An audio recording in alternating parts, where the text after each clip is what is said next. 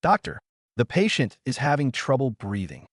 The doors to the emergency room burst open, and under the cold, harsh lights, a life is rapidly fading.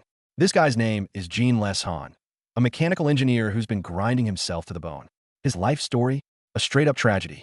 Shortly after he was born, his parents died in a car crash, leaving him an orphan. He slaved away at a soul-crushing company for 20 years on laughably low pay. He was single his whole life, never even held a girl's hand. His existence was just an endless cycle of overtime and loneliness. Until now, when overwork finally made his heart give out. I feel so tired. I'll just sleep for now. But just as his consciousness was about to fade, a robotic voice boomed in his head. Use the AK. Immediately. The hell? When he opens his eyes again, he finds himself on an absurdly luxurious bed, surrounded by lavish Gothic decor. Is this the VIP suite in heaven? While he's still trying to process this, a holographic blue screen pops up right in front of him. Welcome to magical continent Eldora. He's not dreaming. Our boy has been ice-guyed. What's going on? He rushes to a mirror and sees the face of a handsome, blonde young man staring back. Well, at least it's a face upgrade. A week later, he's finally starting to piece things together. A pink-haired maid named Leah tends to his every need, and he's slowly coming to terms with his ridiculous new reality. He died, and then he was reborn.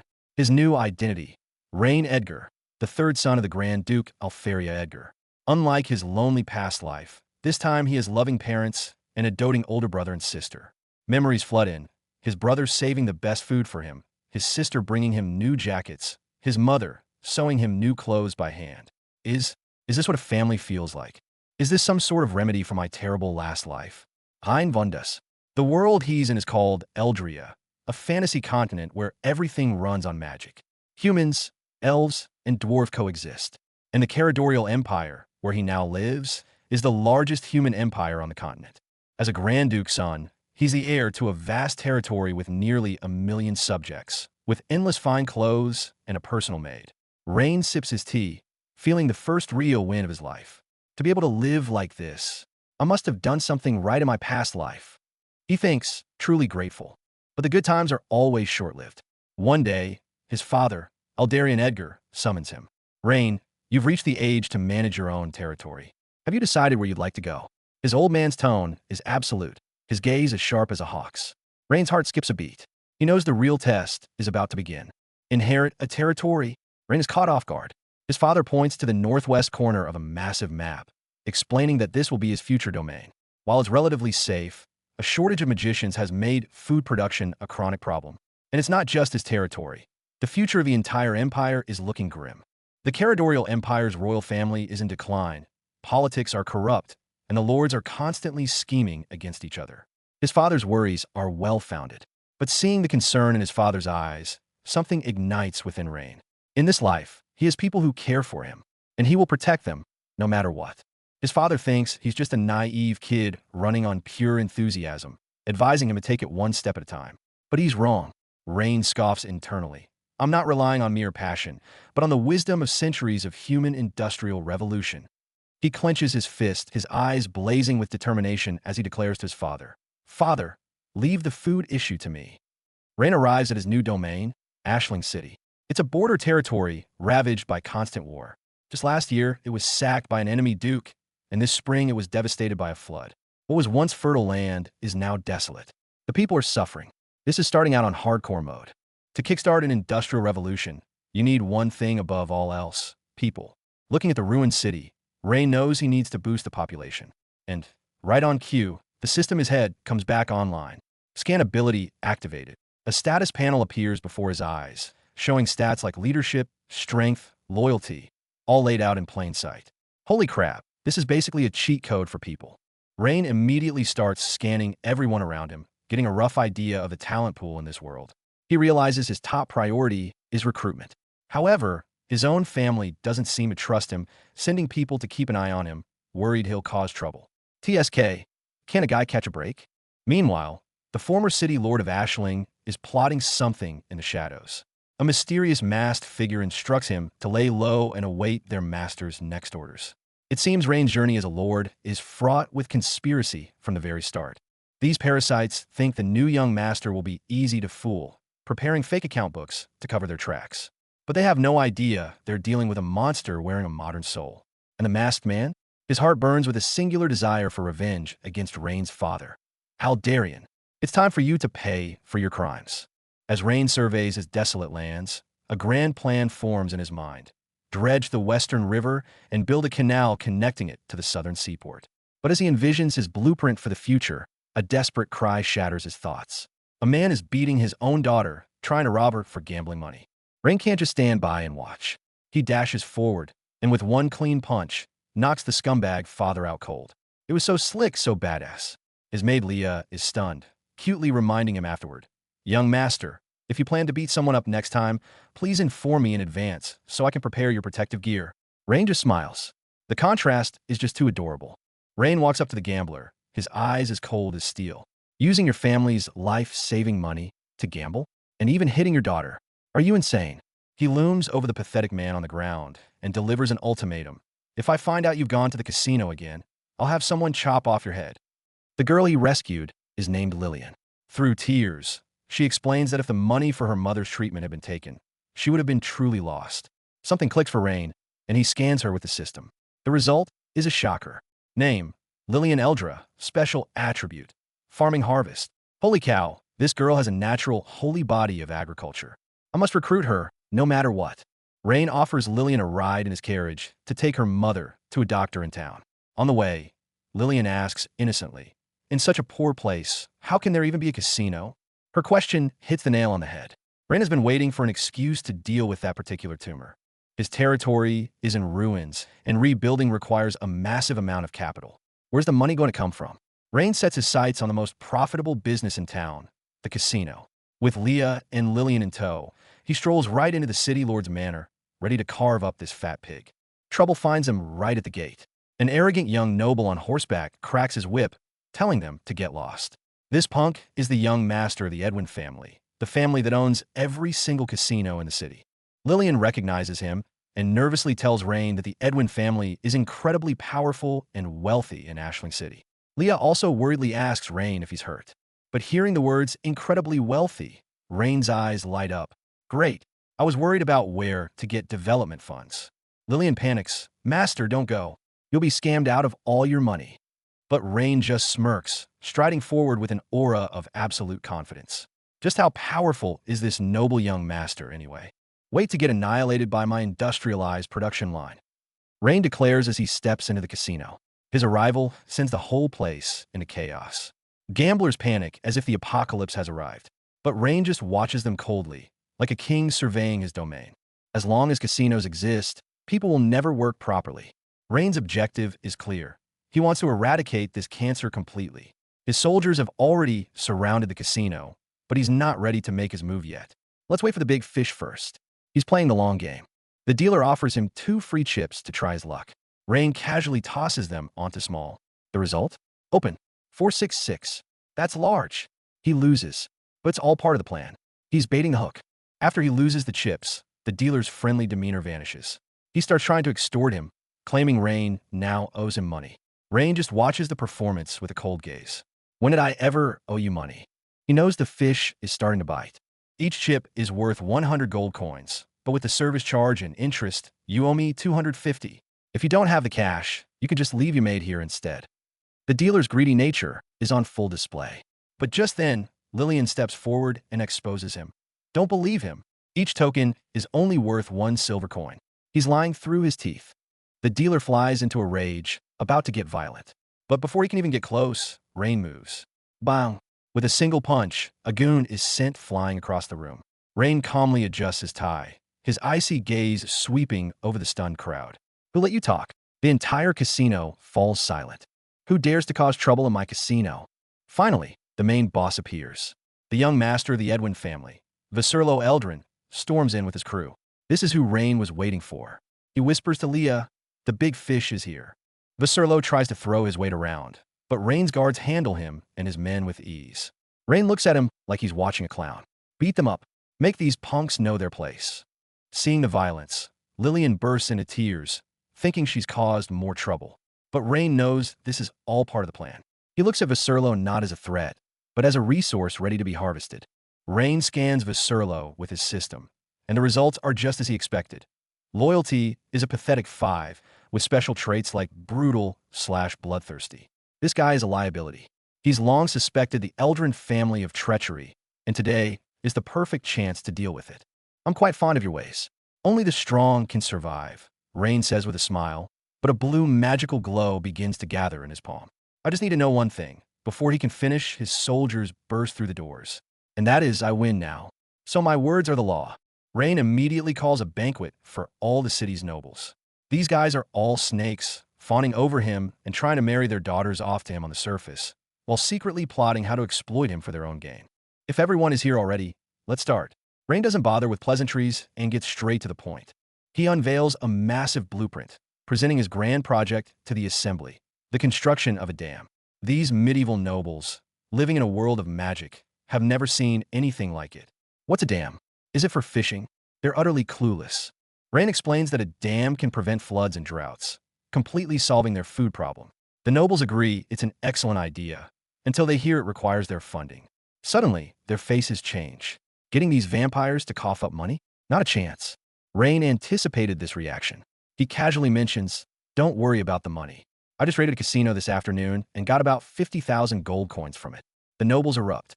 That casino was a major source of their income. They accuse Rain of breaking the rules, of interfering with legitimate business. Rain just scoffs, completely unfazed by their threats. Detain them all. I'll have a nice long talk with them about the law today. At Rain's command, his soldiers seize control of the hall. None of these nobles are leaving tonight. Next, Rain has 2 bound men brought forward. A noble named Adrian sees them, and his face instantly turns pale. These are Viserlo's most trusted men. What are they doing here? Rain calmly informs the assembly that he was the target of an assassination attempt this afternoon, and the assassins were sent by Viserlo. The hall is in an uproar. Adrian is terrified out of his wits. He knows that if these 2 men talk, his entire family is finished. To save his own skin, Adrian makes a desperate move. He draws his dagger and, in front of everyone, personally executes his 2 subordinates. "How dare you threaten the Grand Duke's son, you villains?" He puts on a convincing show of righteous fury. Rain praises him as a great noble and asks him to bring forth the mastermind. Adrian's heart sinks. He knows the mastermind is none other than his own son, Viserlo. When Viserlo is dragged in, he's still shouting, "My dad is the greatest noble in Ashling. Once I'm free, I'll have him kill you all." It's only when he sees his own father kneeling on the floor that he realizes just how much trouble he's in. Adrian completely breaks down. He falls to his knees before Rain, begging for mercy through tears, offering up everything he owns just to spare his son's life. Seeing this, Viserlo finally understands the reality of his situation. The young man before him is someone his own father must kneel and beg to. The Eldrin family is completely finished. Desperate to survive, Adrian reveals a shocking secret. "Master Rain, I have something urgent to report. The city lord, Eldric, has contacted external forces in an attempt to betray the Grand Duke." The plot takes a sharp turn as a much larger conspiracy begins to unfold. Rain confronts City Lord Eldric directly. The old fox feigns absolute loyalty, swearing he would never betray the Duke. Rain smiles and says, "I believe you." But at the same time, the system panel in front of him displays a very different story. Eldric Caliber, Loyalty, 15, Special Attribute, Greed. The game has only just begun. "That you will definitely not betray me," Rain finishes, his voice laced with amusement.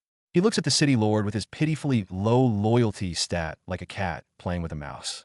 A much bigger storm is about to break over Ashling City. Deep in the night, the lights in the lord's study are still burning bright. Our boy, Rain, is frowning over a pile of ledgers. These nobles, they're pros at squeezing every last coin, turning in over 100,000 gold. That's 2 years' worth of the entire city's taxes. His maid, Leah, brings him black tea and asks softly, "Master Rain, what are you planning to do about what Adrian said?" Rain looks up, a cold glint in his eyes. "Leah, do you have any idea just how disgustingly rich these nobles are?" Leah's face is etched with worry. If the city lord is really planning a rebellion, it's too dangerous. But Rain is unervingly calm. He taps his fingers on the desk, reassuring her, "Don't worry, I know Eldric is plotting something. The problem is, I don't know who his inside men are. Right now, I'm in the open, and the enemy is in the shadows. Acting rashly will only put us on a back foot. In this Game of Thrones, he has to play his cards perfectly. Until I see all his cards, it's better to let him think I'm just some naive, ignorant rich boy. Rain already has a plan forming. Meanwhile, the old fox Eldrick is busy fanning the flames with Malcolm, the guild master of the Wizards Guild. Guild master, please calm down. That Rain kid is young and desperate to prove himself. You don't need to stoop to his level. Even the Grand Duke himself has to show us wizards some respect. Clearly, he's trying to turn the powerful Wizards Guild against our protagonist. How dare you insult the Wizards Guild? The white-bearded old man, Malcolm, bellows the moment he storms in. Rain is completely baffled, question marks popping up all around him. Huh? When did I ever insult you? The old man slams the recruitment notice on the table, his finger practically poking Rain's face. Look what you wrote. This project does not accept applications from wizards, the physically disabled, or the elderly. What is this if not an insult? Rain is even more speechless. I'm just building a dam. What does that have to do with insulting wizards? Rain is roasting him internally. You've got to be kidding me. Are wizards in this world so desperate they're fighting for construction jobs? But on the outside, he remains calm. Malcolm's beard is practically trembling with rage. From this day forward, not a single wizard from our guild will work for you. And right at that moment, the system panel quietly appears before Rain's eyes. Malcolm Grimlock, loyalty, 82, special attribute. Knowledge hungry, / straightforward. Ah, so that's how it is.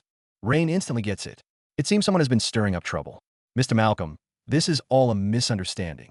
And so, Rain begins his lecture. First, a wizard's mana is limited. Using it for manual labor is a total waste. Second, for the cost of hiring one wizard, he could hire 10 commoners. It's just bad economics. Third, and most importantly, commoners have no safety net. This job is a lifeline for them. But Malcolm isn't buying any of it. He stubbornly declares, magic is the rule of this world. Those without talent are meant to be inferior. Hearing this, the look in Rain's eyes changes completely. He rests his forehead in his hand for a moment, then declares with unwavering resolve. Then, starting from Ashling, I will make everyone understand. Wizards and commoners are born equal. Mr. Malcolm, I suggest you watch your tone. Rain's voice turns cold. In the next second, Leah appears like a phantom behind Malcolm, a cold dagger pressed against his throat. The old guild master is scared out of his wits and immediately folds. Rain smiles, but his words are deadly. See? I wasn't kidding. Should I have her make the cut? Just to prove my point. Malcolm begs for mercy. Rain looks at him, feeling nothing. Even after all that, his loyalty didn't drop. What an utter fool, being used like this. Malcolm leaves in disgrace. At the same time, a system notification chimes. Novice quest completed. Novice reward pack obtained. A new quest follows immediately. Obtain 5 high-stats characters. Rain rubs his hands in excitement. Finally, let's see what the rewards are. Meanwhile, a dejected Malcolm reports back to the city lord's crony, explaining that not only did he fail to persuade Rain, he was even thrown out. The situation is awkward. The city lord's crony and Malcolm are still living in a dream world. They firmly believe that the lazy commoners will never work for Rain. When that happens, Rain, with no labor force, will have no choice but to come begging the Wizards Guild for help. Once he's backed into a corner, he'll become much more respectful to us. They seem to think victory is already in their grasp. Those peasants would rather starve than work, the noble sneers with utter contempt. But reality is about to slap him right across the face. When the recruitment notices are posted all over the city, work 9 to 5, 3 meals provided, 10 copper coins paid daily. The common folk of Ashling erupt. These conditions are unheard of. The noble's perfect little plan just shattered at the very first step. In the crowd, some suspect it's a noble's trap, but a girl named Lillian steps forward, passionately defending Rain. The young lord promised us himself that he would help us live better lives. Her faith is contagious. The people's enthusiasm is ignited, and they rush towards the registration point. Lillian and her father also come to sign up, but the registrar has to turn her away. Your father is accepted, but you are not. Master Rain has decreed that no one under 18 can be hired. Seeing the girl's disappointment, the man adds, however, you can participate in the dam's construction. Same deal, 3 meals and wages. But her father tells her to stay home and care for her sick mother. His sense of responsibility touches everyone present. But that's not all. Rain then announces another massive benefit.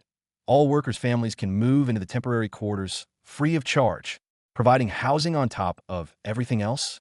This is the lord of their dreams. One father is so moved, he drops to his knees, thanking him over and over. Any remaining doubt among the populace is completely erased. The registration site is swamped. Rain's approval rating just hit the stratosphere. Back in his study, Rain finally gets a moment to open his novice reward pack. Congratulations, host. You have received the blueprint for a lithium iron phosphate battery, *1. Rain loses it. What the hell am I supposed to do with a battery blueprint without a generator? Does the system want me to carry it around and wait to get struck by lightning? After venting, he ponders the new quest: recruit 5 high-stats characters. He instinctively checks his maid Leah's stats, and then falls silent. Leadership 95, Strategy 91, Strength 97, Magic 95, Loyalty 100. I was thinking I could train Leah, but with these stats, there's literally no room left for her to grow.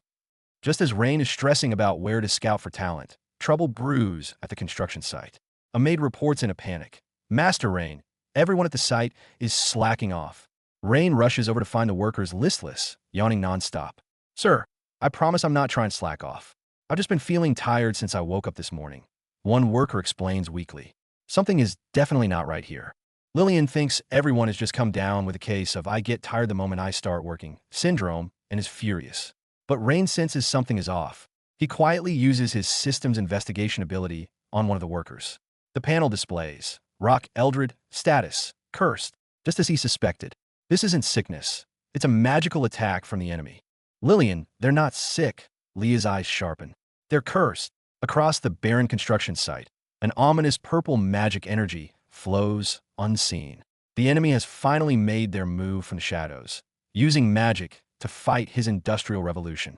The game has just entered a new phase. If they're using magic, then he'll counter with science. Rain doesn't hesitate to activate his system's prospecting ability.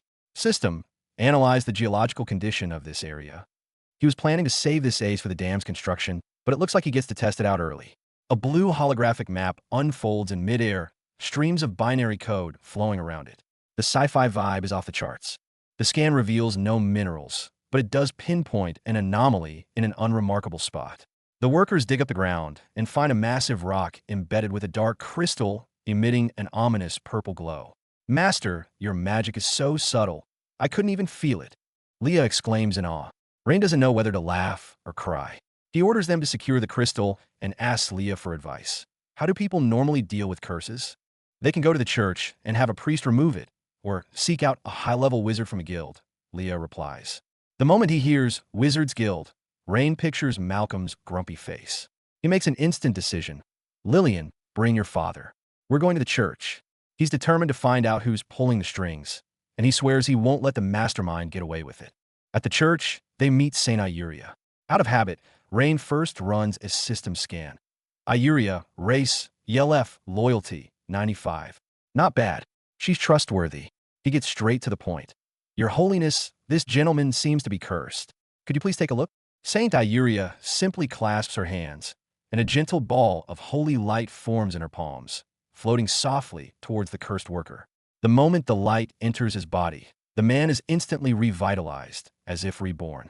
He shouts with excitement, Master Rain, I feel full of energy. I'm going back to work right now. This sacred and powerful ability gives Rain a newfound respect for the church's capabilities. Rain presents the dark crystal. Saint Iuria takes it and explains, this is a common magic crystal.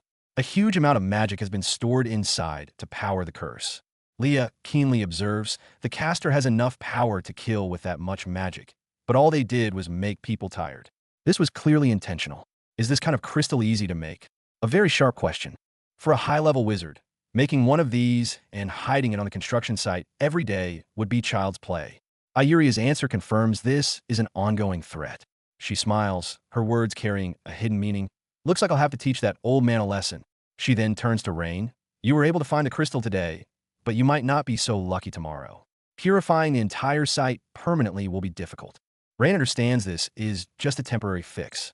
He needs to get to the source. He thought he'd have to deal with Malcolm again, but the saint offers an unexpected suggestion. Master Rain, I know someone who can solve your problem, though she is a little eccentric. She hands him a note. This is the address of Lady Selena, the former president of the Wizards Guild. One way or another, I will persuade her to help me. Ray makes up his mind. However, just as he and Leah arrive at Selena's mansion, before they can even knock, boom, a massive explosion erupts from within, blasting them with heat and smoke. A crazed, determined female voice rings out from the flames. I will not accept failure. I'll craft it successfully, even if I have to level the entire city of Ashling to do it. This former guild president seems like she's going to be even more of a handful than Malcolm.